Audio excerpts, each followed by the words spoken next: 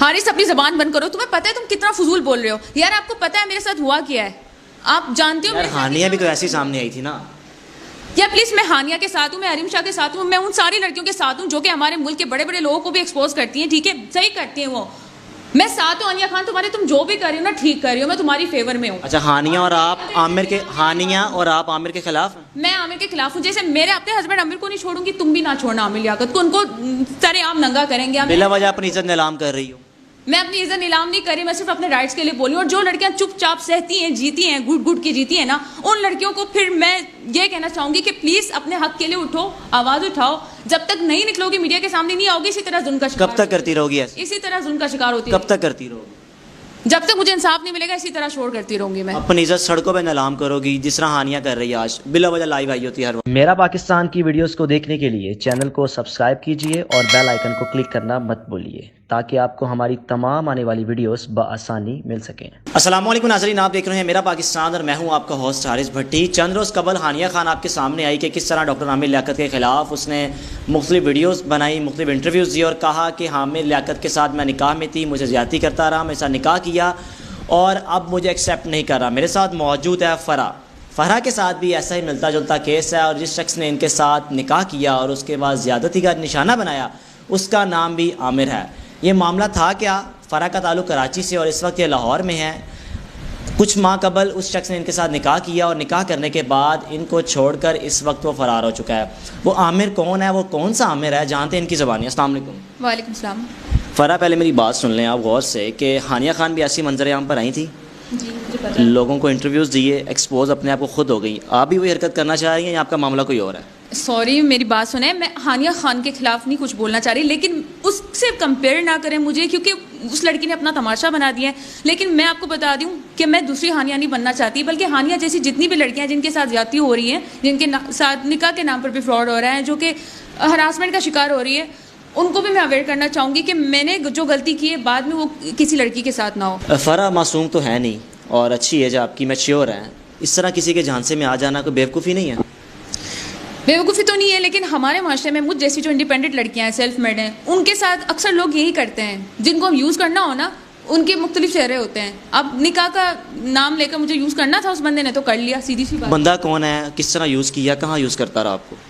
मैं उसके पास जॉब करती थी एज अ मीडिया कोऑर्डिनेटर। यहाँ मुख्तलिफ केसेस आते रहते हैं, सेक्सुअली हरासमेंट का शिकार होती रहती हैं लड़कियाँ यहाँ पर। क्या बनता है हमारे मुल्क में उनका, मुझे बताएं ज़रा, क्या बनता क्या है यहाँ? हमारे यहाँ मुल्क में सबको पता है कि हमारी सोसाइटी में इंसाफ जो वो पैसों के बगैर नहीं मिलता, और हम जैसी लड़कियों पर तो हज़ारों गंदी नज़रें होंगी। अगर वो हेल्प के लिए जा रही है, इंसाफ के लिए भी जा रही है ना, तो अगला जो है ना वो मजबूरी खरीदेगा उसकी, वो उसकी मदद नहीं करेगा, वो इंसानियत नहीं दिखाएगा।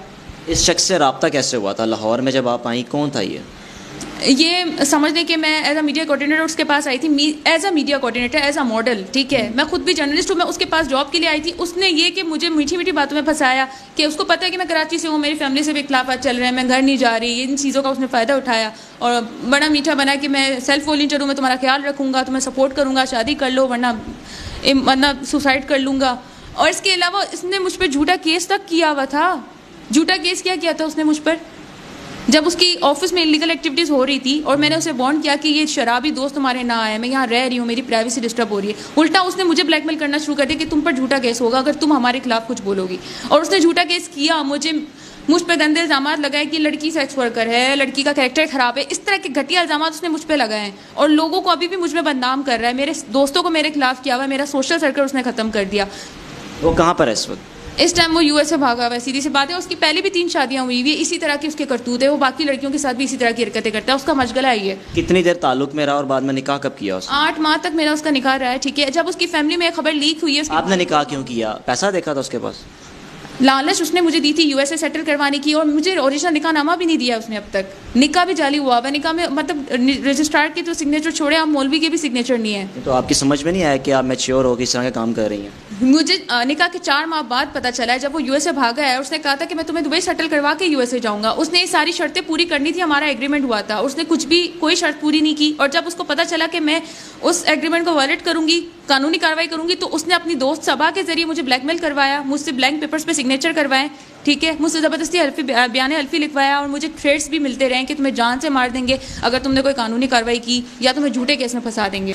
आप उसकी जगह पे रह रही थी और उसने आप पे इल्ज़ाम लगाया कि अब उसकी जगह पे रहकर गलत काम कर रही हैं।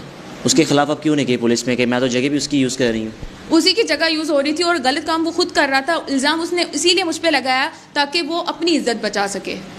उसने मुझे गंदा कर दिया अपनी इज्जत बचाने के लिए। उसकी शादी हुई थी पहले? उसकी 2 बीवियां पहले थी और जब तीसरी आप बन गई? तीसरी शादी उसने मुझे। क्या देखा? पैसा देखा कि जान साहब बस प्यार में फंसा लिया? ये तो आम तौर पे कोई भी किसी को प्यार मोहब्बत में फंसा ले तो शादी कर लो उसके साथ।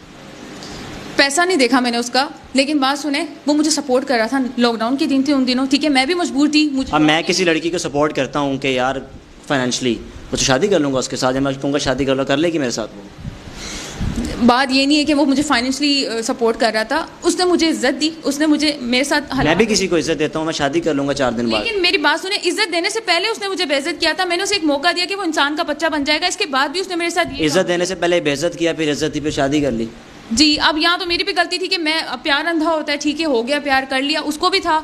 अब मुझे नहीं पता कि उसको किस तरह का प्यार था उसका कि वो अब अमेरिका भाग गया, अब वो मुझे थ्रेट कर रहा है। यानी उसने सिर्फ मुझे यूज़ करने के लिए शादी की थी मुझसे, निकाह इसीलिए किया था उसने मुझसे। एक मर्द के लिए फैमिली को छोड़ दिया आपने? मैंने नहीं, मैंने अपनी फैमिली को उस मर्द के लिए नहीं छोड़ा। मैंने अपनी फैमिली को अपनी मर्जी से, अपने करियर की वजह से छोड़ा है, अपने फ्यूचर की वजह से छोड़ा है, ठीक है। कैसी लड़की हो आप कि आपने फ्यूचर के लिए अपनी वालिदैन को छोड़ दिया? मैंने किसी को नहीं छोड़ा, मेरी फैमिली में से मैंने किसी को नहीं छोड़ा, मैंने सिर्फ अपने शहर को छोड़ा है इस टाइम। और सिर्फ इस वजह से कि मुझे पर्सनली मेरा शहर नहीं पसंद कराची, और मैं जिस एरिया से मूव करके आई उस एरिया में मैं सेफ नहीं थी।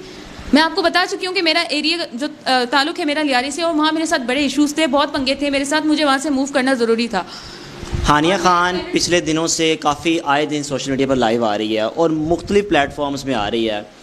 आपका नतीजा क्या होगा? अभी भी वो आ रही है लाइव, कोई आपके पास प्रूफ वगैरह हैं? कोई आप गई हैं FIA में जाकर रिपोर्ट करवाई है? मेरी बात सुने, वो क्यों आ रही है मीडिया पे? लड़कियां मजबूर होकर आती है जब यहाँ पर इंसाफ नहीं मिलता। अब जाओ, पुलिस नहीं सुन रही आपकी, ठीक है, आप FIA में जाओ, वो भी नहीं सुन रही आपकी, तो फिर आपने क्या करना है? अंजाम यही होता है ना, अपना तमाशा ही बनाना है। जैसे वो तमाशा बना रही है अब, लेकिन मेरा भी तमाशा ही बन रहा है एक तरह से। मैं मजबूर होकर आई हूँ आपके पास। आपके वालिदैन बीमार हैं, जिस तरह आपके ऑफ द रिकॉर्ड बात हुई, आप उनके पास वापस क्यों नहीं जा रही? देखिए, वो मुझे सपोर्ट नहीं कर सकते, फाइनेंशियली भी नहीं कर सकते, किसी भी तरह से नहीं कर सकते। मैं चाहती हूँ कि मैं उनका सहारा बनूँ, मैं उनको सपोर्ट करूँ। मैं यहाँ पर रहकर सहारा किस तरह बनेगी? अगर आपको लोग यूज़ करते रहे तो किस तरह सहारा बनेगी? मैं यूज़ नहीं होना चाह रही थी, मैं हलाल रिश्ते में आई, उसके साथ आई थी, ठीक है। मैं इस तरह से, ऐसे तो पता नहीं कितनी लड़कियां हैं जो ऑफिस में जाके हरासमेंट का शिकार होती हैं, बॉस उनको हरासा करते हैं। वो आप कितनी बार हरासा हुई हैं? मैं थानों में पता नहीं कितनी एप्लीकेशंस दे चुकी हूँ। हरासा कितनी बार हुई है? ऑफिस में तकरीबन 3 से 4 केसेस तो हुए हैं मेरे, लेकिन इस तरह का केस जो निकाह वाला केस है, ये मेरे साथ फर्स्ट टाइम हुआ है। 2 साल से मेरे साथ, मैं अभी तक स्ट्रगलर हूँ, मेरे साथ यही हो रहा है, ठीक है, कि जहाँ भी जा रही हूँ कोई ना कोई मिसहैप हो रहा है मेरे साथ। मुझे नहीं पता क्या, एक्चुअली मेरी फैमिली में भी कुछ इश्यूज़ हैं, चल रहे हैं, ठीक है। मेरे अम्मी अब्बू की नहीं बनती, मैं पर्सनल मैटर अपना लाना तो नहीं चाह रही पब्लिक में, लेकिन ये कि मैं अपने घर के माहौल से खुश नहीं थी, मैं बहुत ज़्यादा टॉर्चर हो रही थी। फारा, इस वक्त आपको लोग सुन रहे हैं, लोगों के ज़हन में बड़े सवालात होंगे कि यार हमेशा लड़कियां सामने आती हैं, कभी लड़का कोई नहीं आया कि लड़की ने फलानी ने ज्यादती कर ली, इसकी वजह क्या है? ये हमारे माशरे में मेंटालिटी है ना लोगों की, अकेली लड़कियों के बारे में जो सेल्फ मेड इंडिपेंडेंट है या खुद कुछ करना चाहती हैं, तो लड़कियों के साथ बुरा होता है ना।